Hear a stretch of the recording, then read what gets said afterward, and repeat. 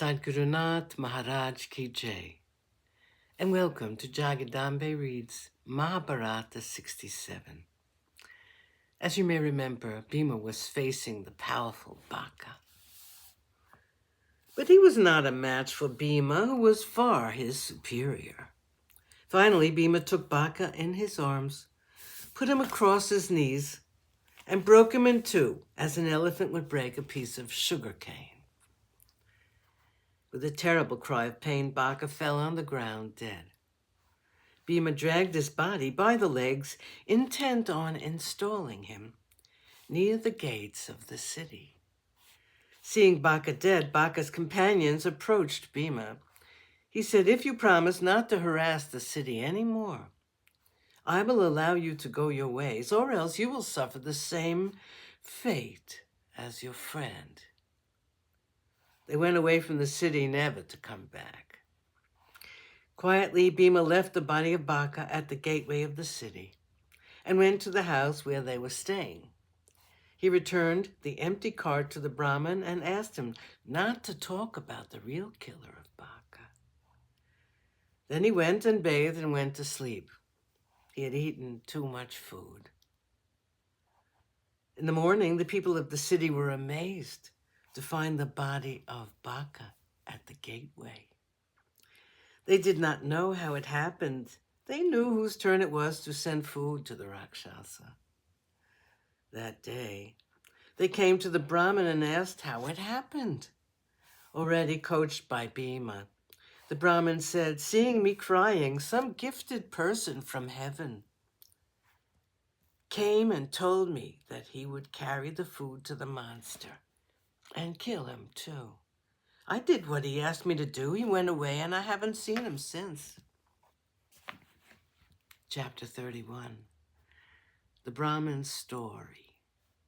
The Pandavas continued to live in the house of the Brahmin even after the killing of Baka. One day, a Brahmin traveler came to the house of the Brahmin to stay for the night. He had been to many countries.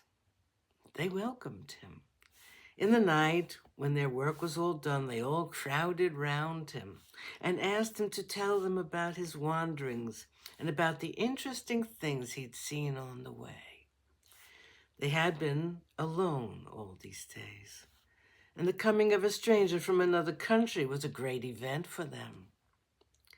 They wanted to know how the world had received the news of the terrible burning of the House of Lac and the tragic death of the Pandavas. The Brahmin told them about his wanderings and then said, "The real mission on which I have been made to travel, like this, is to tell the world about the Swayamvara of a princess. It has been arranged by Drupada, the king of the Panchalas, in his city, Kampilia. The princess is his daughter, Draupadi. She was born from the sacred fire along with her brother, Drishtadyumna."